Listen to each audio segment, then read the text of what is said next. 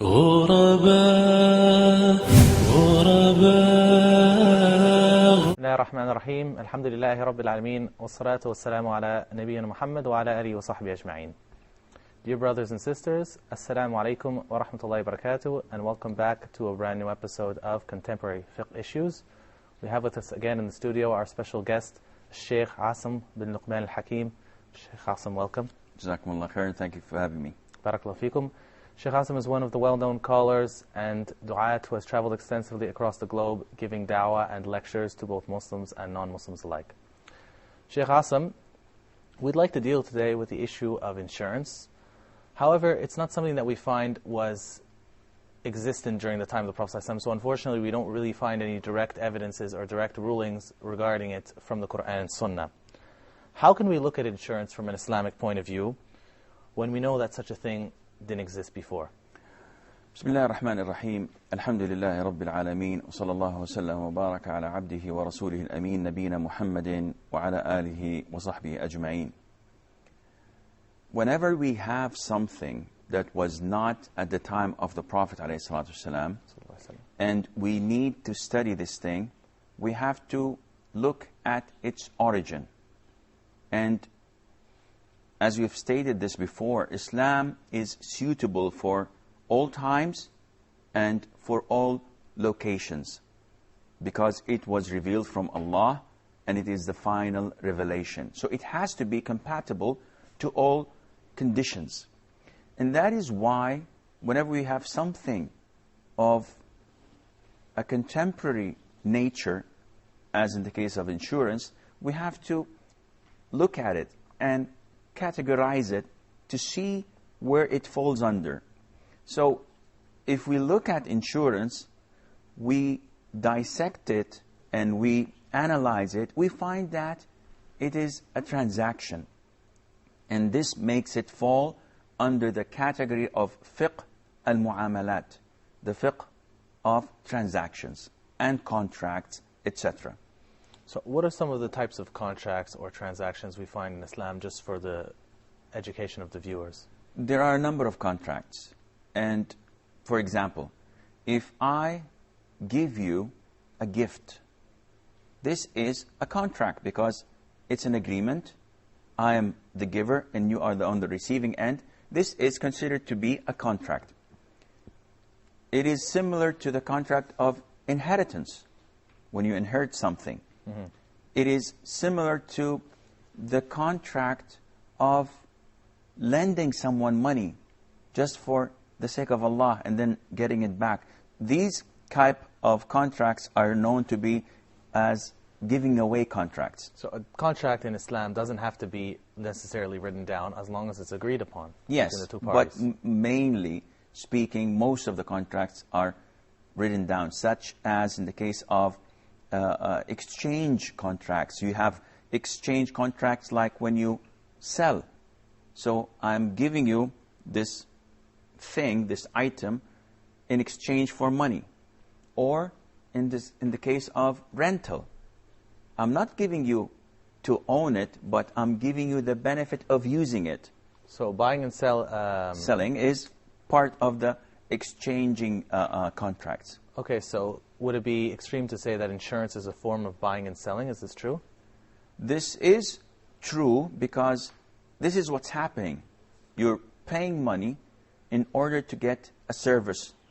And this service is considered to be in exchange for the money you have paid. Of course, there is another type of contracts, and that is the contracts that are considered to be of guarantee nature, such as mortgage, for example, or what we know as ar-rahn, not necessarily mortgage of property, but when I borrow from you money and you ask for something as a guarantee.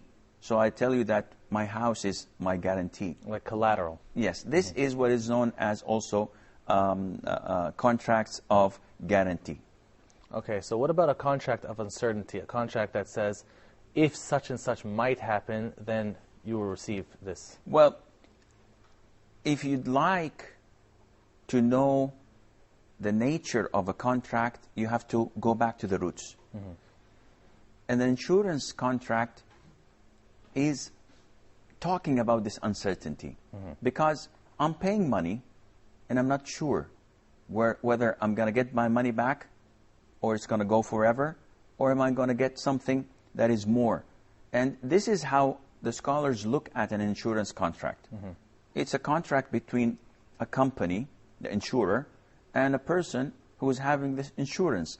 And by it, the person pays money to the company, where the company itself guarantees that if something happens, it will compensate the person who paid the money with X, Y, Z amount of money. Which could be more or less what he paid in the end. Most likely it can be much, much more than what he paid initially. And that is why it falls under the buying and selling contracts. And this leads us to another way of looking at buying and selling contracts. Umar ibn al-Khattab, may Allah be pleased with him, used to instruct people not to go to the market without knowledge of buying and selling contracts. And Ali ibn Abi Talib, may Allah be pleased with him, also used to say that people who do not have knowledge of buying and selling, if they go to the market and trade with people, they will fall into usury. They will fall into interest-based transactions, which is haram. So you mentioned a very good point, Barakallahu Feekum, Ya Shaykh, that we'd just like to expand upon, that Muslims in general, whenever approaching a situation, they should have knowledge of it before they get into it, before they make mistakes. This is true. And this leads us to the conditions of buying and selling. Because one would say, what is there to know? I go to the market, I buy something, I pay for it, and I leave. This is a transaction. It's not rocket science. Well, scholars said that it is not rocket science, but it has conditions.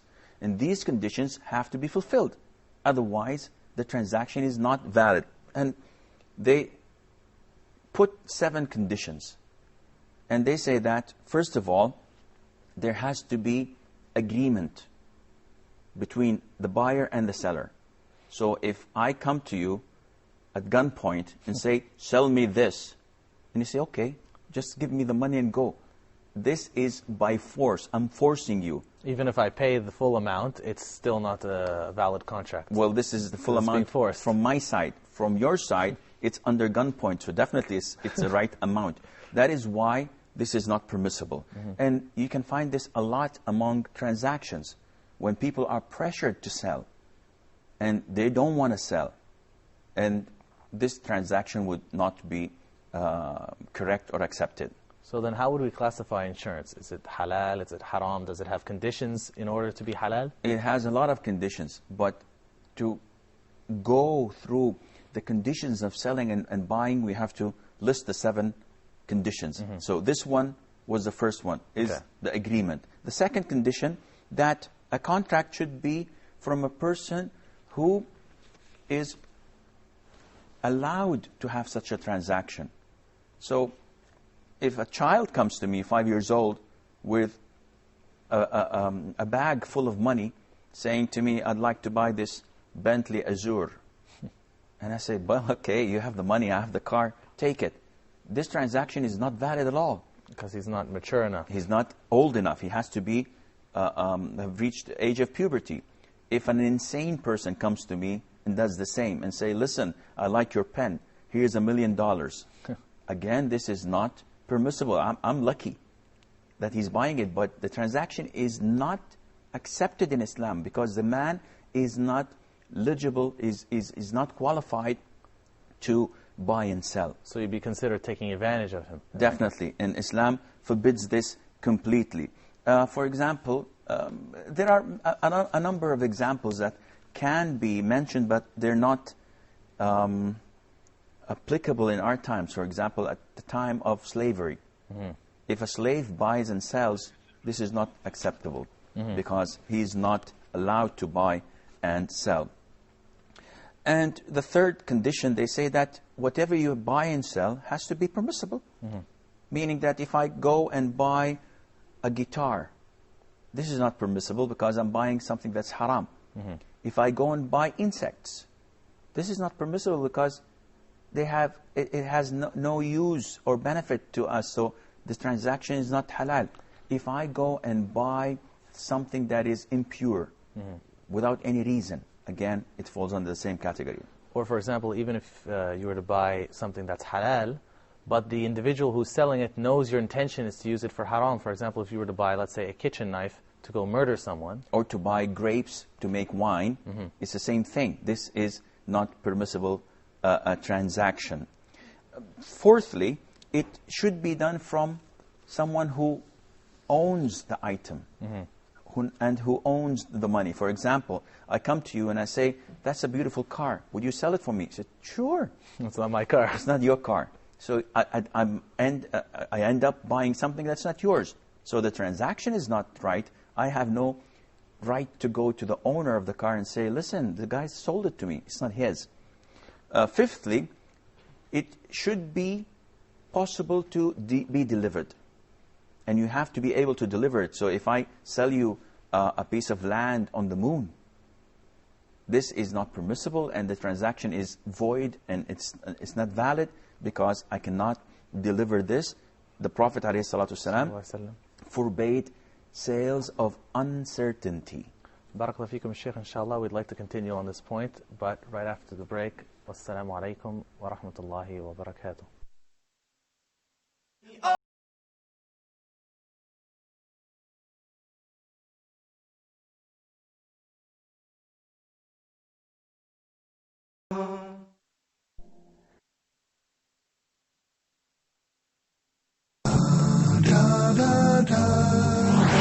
Tomorrow on Huda.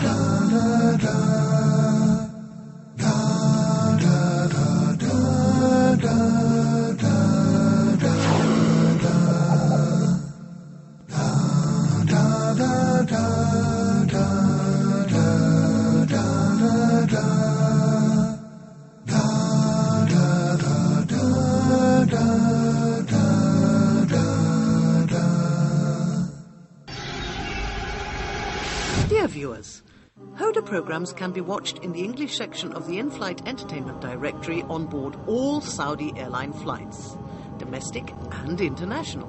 Sit back, relax and enjoy watching Huda's entertaining and enlightening shows on your trip. Huda wishes you a safe and successful journey. Huda, a light in every home.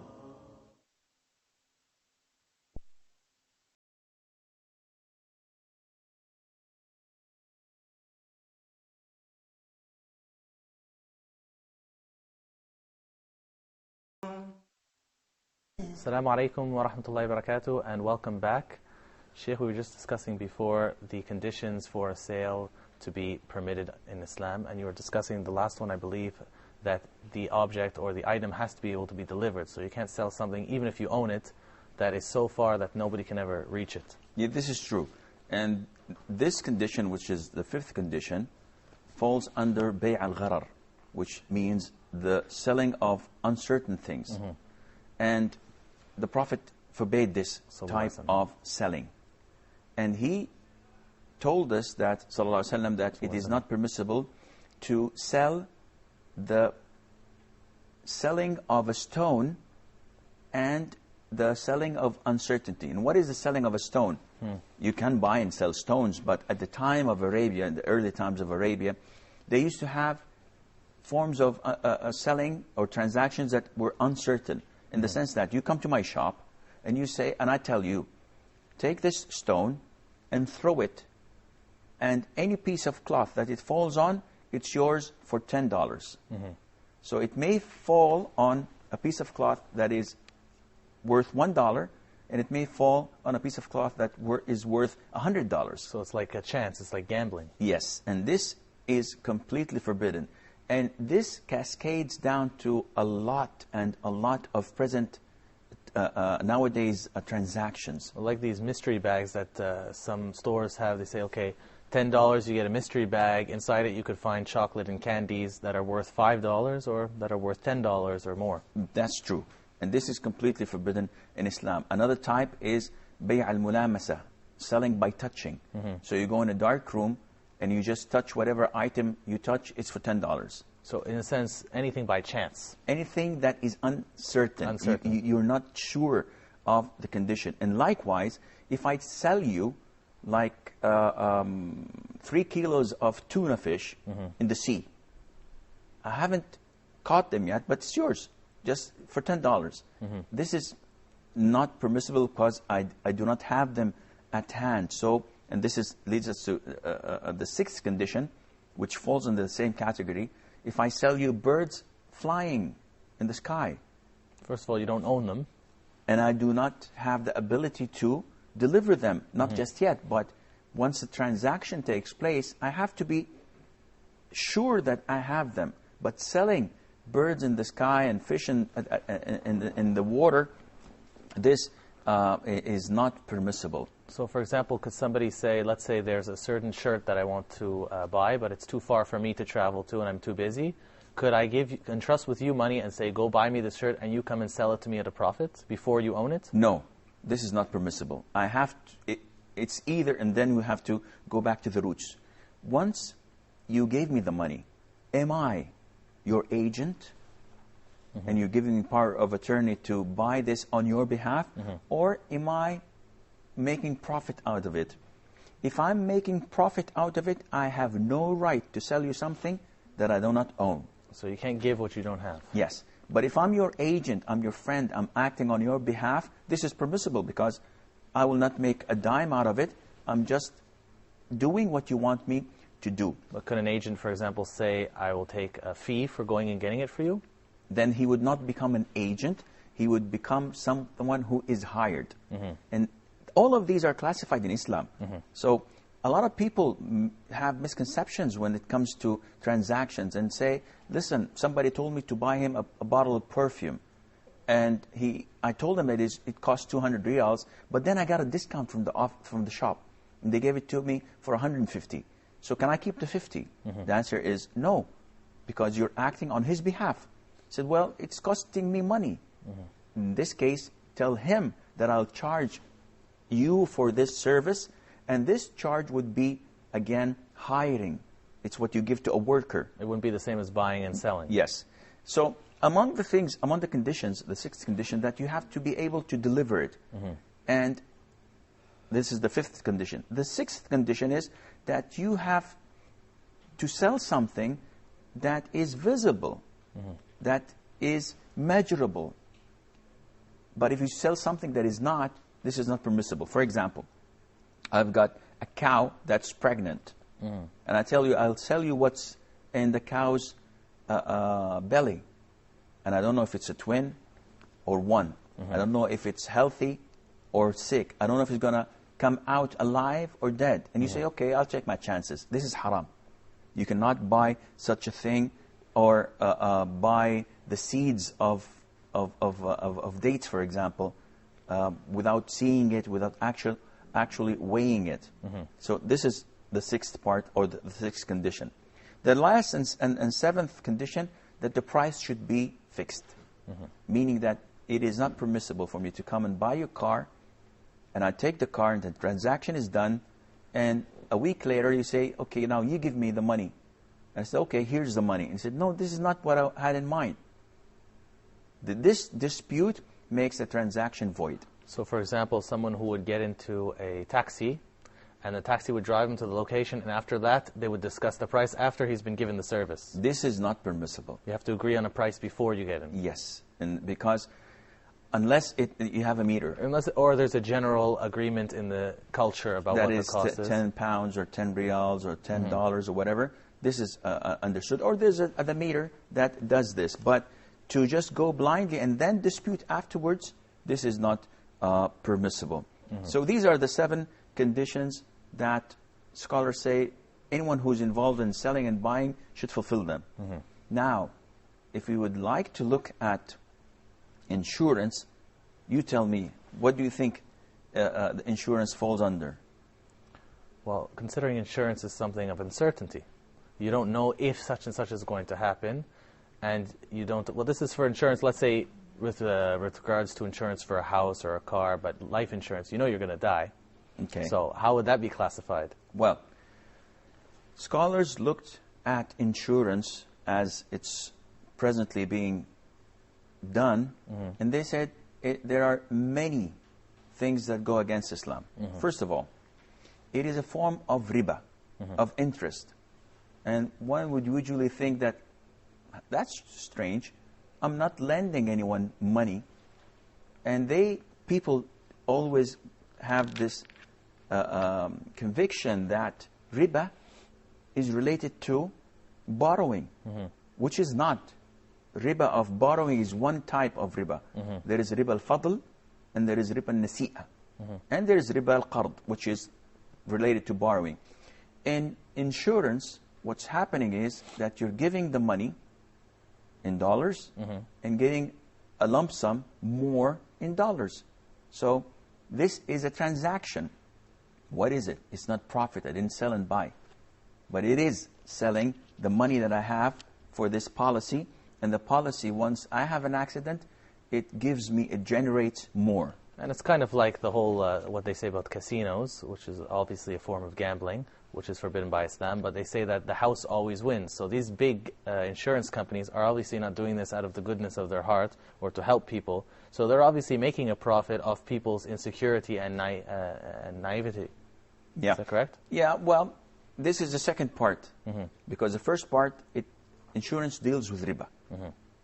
And this is obvious. Obviously. You give money, and after a while you get much more, or maybe you lose. And this goes to the second reason, which is gambling.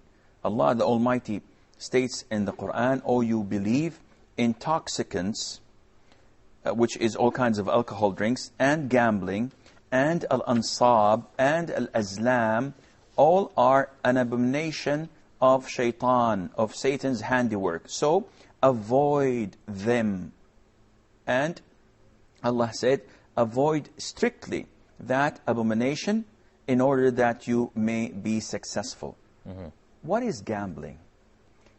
The normal definition of gambling is putting money, hoping that you win more with the chance of losing all. Trying to get something easy, something for nothing. Yeah, well, it's not for nothing because I'm paying something. So what falls under gambling is definitely insurance. Because I'm paying $1,000 for my car. If I make an accident and it costs me $100,000 to fix the car and another $100,000 to pay the damages and maybe $400,000 for the blood money for the people I killed, the company does all of that and pays it. So I made a lot of money. I only paid $1,000. And the chances, which is usually 99.9%, that I don't make any accidents. So the company's getting money for doing nothing. So the company takes a full 1,000 and I've lost it. So this is gambling. It's like lottery. You find people in Spain, in the UK, they buy lottery tickets for peanuts. And they're hoping that they might win. 1 out of 50, 60 million chances. And the one who wins it hits the jackpot. And he wins like gazillion dollars of prize money. This and the rest of the country, the rest of the continent did not get anything. So this is gambling, and gambling is not permissible in Islam. And of course, you mentioned one of the first issues of it is also the issue of riba or usury, which is also one of the major sins. And I believe Allah mentioned in the Quran that it's like a war with Allah and His Messenger. Yes, whoever deals in interest, yes, this is the fact. The third danger of insurance is that it's uncertainty. So you're going into this contract not knowing whether I'm going to get my money worth or I'm going to lose the money. And this, as mentioned before, is forbidden in Islam. Therefore, all kinds of such insurances are not permissible in Islam. This is what is known as commercial insurance. And there is a type of insurance that might be permissible. But commercial insurance, where you put your money and you either lose it all or win much, much more, is not permissible, because whoever this is being done to would not like it mainly. And Allah says, "O you who believe, eat not your property among yourselves unjustly. Eating is not physical eating, it's devouring. Yes, taking it without being fair and just. And it is so widely spread among the people, the Muslims. You have lots and lots of kinds of insurance in the world. And is it fair to say that it's all haram, it's all forbidden? Or we have to classify and segregate and which is and which isn't? Well, Sheikh Hassan, we'd like to get into that topic and go into which types of insurance might be permissible and which types are definitely impermissible, so that the Muslims can benefit and practice their religion accordingly and please their Creator, Allah subhanahu wa ta'ala. But unfortunately, we're just out of time for this halaqah. With your permission, we'd like to continue next week, bi'idhnillah. Join us again. Assalamu alaikum wa rahmatullahi wa barakatuh.